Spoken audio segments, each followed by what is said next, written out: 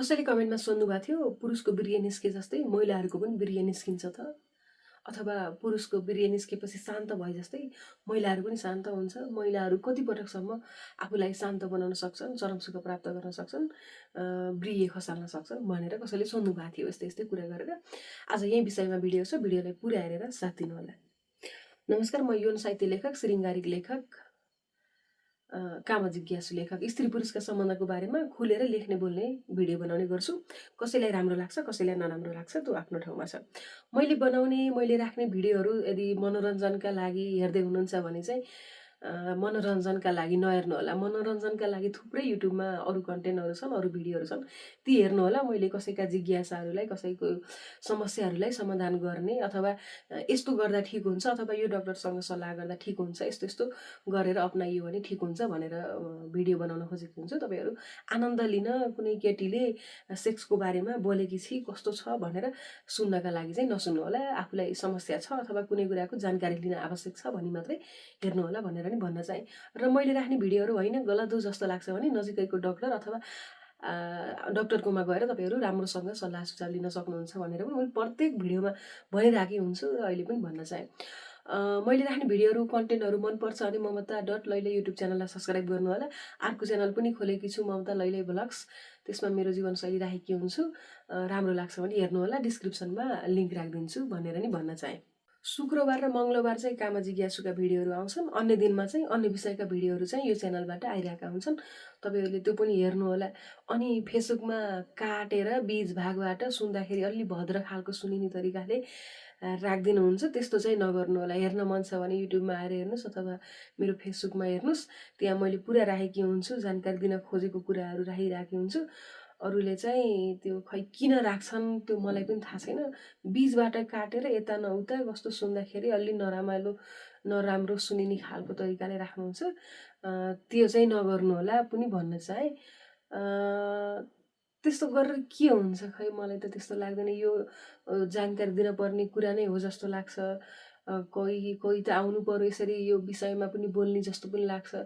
अन्य विषय लिएर आऊ बहिनी, अन्य विषय थुप्रै छन् त भन्नुहुन्छ। अन्य विषयका पनि लिएर आएकी छु त, मेरो अर्को च्यानल हेर्नुहोस्, अन्य विषय छन्। यसमा पनि म सधैँ यही भिडियो मात्र त बनाएर राख्दिनँ, अरू कन्टेन्टहरू पनि राखेकी छु। यो भिडियो बनाउनुको मैले कारणहरू पनि थुप्रै भिडियोमा बताइराखेकी छु। म किन सेक्स सम्बन्धीका भिडियोहरू बनाउँछु, यौन काम जिज्ञासुका विषयमा कुरा गरिराखेकी हुन्छु, स्त्री पुरुषका सम्बन्धका बारेमा बोलिराखेकी हुन्छु। थुप्रैजनाले गाली गर्दा नि मैले यो विषयमा बोलिराखेकी हुन्छु। किन बोलेकी छु त्यो कारण पनि बुझ्नु होला। अनि म श्रृङ्गारिक लेखक हो, रोमान्टिक लेखक, गजल मुक्तकहरू, कथाहरू पनि लेख्ने गरेकी छु। पहिलेका भिडियोहरू पनि हेर्नुहोस्। तपाईँहरू आजभोलिका भिडियो हेरेर यस्तै भन्ने नसोच्नु होला। पहिलेका भिडियो हेर्नुहोस्, म कुन तरिकाबाट यहाँसम्म आउनु परेको हो भन्ने कुराहरू तपाईँ आफै बुझ्नुहुनेछ। भन्दै अब भिडियोलाई सुरु गरौँ है त। आजको भिडियोको विषय के थियो भने महिलाले कति पटकसम्म चरम सुख प्राप्त गर्न सक्छिन् अथवा कति पटकसम्म उनी स्खलित हुन सक्छिन् भनेर कमेन्टमा सोध्नु भएको थियो, अनि त्यही विषयमा भिडियो बनाउँदैछु। पहिलो कुरा तपाईँहरूले के बुझ्नुहोस् भने जसरी पुरुषले सेक्स गर्दाखेरि चरम सुख प्राप्त गरिसकेपछि चाहिँ ऊ लगत्तै फेरि सेक्सको लागि तयार हुन सक्दैन। 15 मिनट, आधी घन्टा मान्छे अनुसार, शरीर अनुसार फरक देखिन्छ।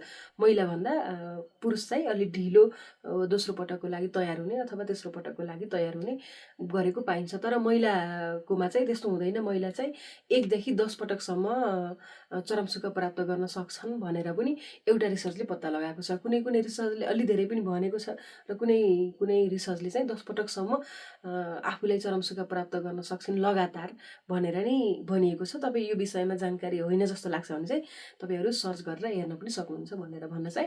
र भिडियो के थियो भने महिलाले कति पटकसम्म चरम सुख प्राप्त गर्न सक्छन् भन्नुभएको थियो।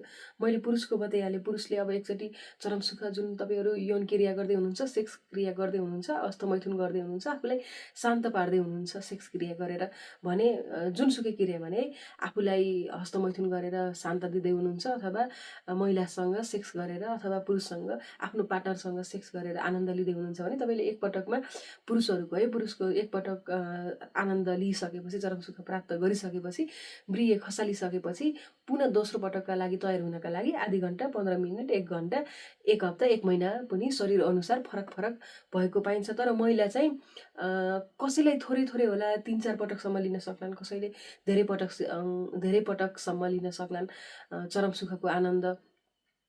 शरीर सबैको फरक फरक हुन्छ, स्वास्थ्य फरक फरक हुन्छ, त्यसैले यी क्रियाहरू पनि कसैले अलि धेरै गर्ला, कसैले अलि थोरै गर्ला, त्यो कुरामा भर जान्छ। अनि अर्को कुरा चाहिँ के सोध्नुभएको थियो भने पुरुषको ब्रिय निस्के जस्तै कि महिलाहरूको पनि चरम सुख प्राप्त गर्दा ब्रिय निस्किन्छ भनेर सोध्नुभएको थियो। यो विषयमा चाहिँ के भन्न चाहे भने पुरुषहरूको ब्रिय निस्किसकेपछि चाहिँ उनीहरू चरम सुख प्राप्त गरेको हुन्छ भने चाहिँ महिलाहरूको चाहिँ त्यो पुरुषको जस्तो ब्रिय ननिस्किए पनि उनीहरूले चाहिँ चरम सुख प्राप्त गरिरहेका हुन्छन्। जब महिलाले अत्याधिक मात्रामा चरम सुख प्राप्त गर्छन् उनीहरूको शरीरबाट पहिलेभन्दा अलि धेरै मात्रामा केही तरल पदार्थ, केही चिप्लोपन झरेको पाइन्छ। मैले भन्न खोजेको यो जस्तै तपाईँहरू के भन्नुहुन्छ भने सेक्स क्रिया हुँदा आफूलाई हस्तमैथुन गर्दा अथवा आफूलाई यौन क्रिया गर्ने चाहना हुँदा उत्तेजित हुँदा महिलाको योनिबाट केही चिप्लो पदार्थ निस्किन्छ। त्यो पानीलाई कसैले महिलाको ब्रिय भनेको पनि पाइन्छ, तर त्यो महिलाको ब्रिय चाहिँ हुँदैन। जस्तै पुरुषको ब्रिय महिलाको भजाइनामा गइसकेपछि चाहिँ बच्चा रहन्छ यस्तै यस्तै भन्ने हुन्छ, तर महिलाहरूको त 2टा अन्डा तयार भइरहेका हुन्छन् जुन महिनावारी हुँदाखेरि पालै निस्किरहेका हुन्छन्। उनीहरू जति बेला सेक्स गरिरहेका हुन्छन् त्यति बेला बच्चा बन्नलाई तयार भएर बसेको चाहिँ हुँदैन। पुरुषको चाहिँ जति पटक उनीहरू स्खलित हुन्छन्, ब्रिय झराल्छन् त्यति पटक नै उनीहरूले आफूले बच्चा जन्माउने शक्तिहरूलाई अथवा बच्चाहरू के भन्छन् भविष्यका कर्णधारहरू निकालिरहेका हुन्छन् भनेर नि भन्न चाहे। यही नै थियो कुरो। एउटा कुरा त के थियो भने महिलाले कति पटकसम्म चरम सुख लिन सक्छन् लगातार भन्ने विषयमा थियो, र अर्को चाहिँ महिलाहरूले पनि के ब्रिय निकाल्छन् त भन्ने विषयमा थियो। महिलाहरूलाई उत्तेजित हुँदाखेरि निस्किने त्यो पानीलाई चाहिँ ब्रिय भन्न त मिल्दैन, तर धेरैले भनेको सुन्दा अथवा हल्ला चलेको सुन्दा अथवा महिलाको ब्रिय भनेर पनि बुझ्ने गरेका छन्। महिलाको त्यो पुरुषको जस्तै कहिलेकाहीँ निक्लिन सक्छ आनन्दित हुँदाखेरि। अनि अर्को कुरा चाहिँ फेरि के पनि जोड्न चाहे भने जस्तै महिलाहरूलाई आफ्नो पार्टनरसँग खुसी छैन भने चाहिँ यो अलिक कम मात्रामा पनि हुनसक्छ, चरम सुख प्राप्त गर्दै नगरेका नि हुनसक्छ। किनकि महिलाहरूको पुरुषको जस्तै ब्रिय निस्कने भन्ने हुँदैन। उनीहरू एकैछिनका लागि केही नाटक गरिदिए जस्तो, बाहना बनाइदिए जस्तो गर्दैमा पुरुषले मैले त मेरो महिलालाई खुसी पारेँ भन्ने भ्रममा पनि परिरहेका हुन्छन्। रिसर्चले नै के भन्छ भने आधीभन्दा धेरै महिलाहरू त चरम सुख प्राप्त गरेकै हुँदैनन्, उनीहरूले नाटक गरेका हुन्छन्, बाहना बनाएका हुन्छन्, मलाई पुगो भनेका हुन्छन् र त्यसरी टुङ्गाइदिएका हुन्छन् भनेर पनि भनेको छ। होइन जस्तो लाग्छ भने मैले फेरि पनि हेर्नुहोस्, रिसर्च गर्नुहोस्, यी कुराहरू थुप्रै छन्, डक्टरहरूले नै बताइरहेका छन्, तपाईँहरू त्यहाँ गएर सुन्न नि सक्नुहुन्छ भन्न चाहे। त्यही नै थियो कुरो। तपाईँहरूले कुरो नबुझेको भए कमेन्टमा छोड्नु होला, म फेरि अर्को भिडियो लिएर आउनेछु। महिलाले चाहिँ एकपटक सेक्स गर्ने बित्तिकै पटक सेक्स गर्न 10-12 पटक सक्छन् भने पुरुष चाहिँ आधी घन्टा 15 मिनट टाइम ग्याप गरेर शरीर अनुसार गर्न सक्छन् भन्न चाहे। अर्को कुरो चाहिँ महिलाहरूको तपाईँहरूले पानी निकाले भन्दैमा खुसी हुनुहुन्छ नि, मर्द हो म त भन्ने सोच्नुहुन्छ नि, त्यो चाहिँ भ्रममा नपर्नुहोस्। जब महिलालाई चाहना हुन्छ उनीहरू चरम सुख प्राप्त नगरे पनि उनीहरूको चिप्लो पदार्थ चाहिँ निक्लिरहेको हुन्छ, तर जुन चरम सुखको चिप्लो पदार्थ हुन्छ त्यो चाहिँ कसैको निस्कन्छ कसैको निस्कदैन। यसमा पनि ध्यान जाओस्। अस्ति नै मैले एउटा कुरा भनेकी थिएँ केराउको दाना जस्तो भनेर, जसलाई क्याल्टोरस किल्स भनिन्छ। ठाउँ अनुसार चाहिँ फरक फरक शैलीमा यसरी भनिन्छ। उनीहरू त्यो क्लिटोरसलाई चलाएर मात्रै उनीहरू चरम सुख प्राप्त गर्न सक्छन् है। उनीहरूलाई चरम सुख प्राप्त गर्नका लागि नै उनीहरूलाई भजाइनामै इन्टर गर्नुपर्छ, इन आउट गर्नुपर्छ भन्ने चाहिँ हुँदैन भनेर पनि यो भिडियोबाट जानकारी दिन चाहे। भिडियो कस्तो लाग्यो, जस्तो लाग्यो त्यस्तै सुझाव सल्लाह प्रतिक्रिया दिनुहोला। अरू तपाईँहरूका जिज्ञासा के छन् त्यो पनि कमेन्टमा लेख्नु होला। साथै मैले यस्तो भिडियो बनाएँ भन्दैमा लौ यो त कस्ती केटी होली यताउति भन्नु केही पर्दैन हजुर। तपाईँहरूलाई मेरो जिन्दगी के हो कस्तो हो तपाईँहरूलाई थाहा छैन। अलिअलि कतैबाट सुनेका हल्ला सुन्नुभयो होला, हल्लाको पछाडि नलाग्नुहोस्। मान्छे अगाडि देखेको मान्छे त भ्रममा पर्छ नि त, मेरो हल्लाको पछाडि लाएर यस्तो उस्तो भन्नेतिर चाहिँ नलाग्नुहोस्।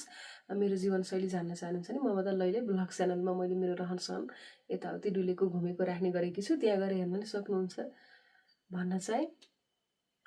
भन्दै बिदा हुन्छ। हस्त, नमस्कार।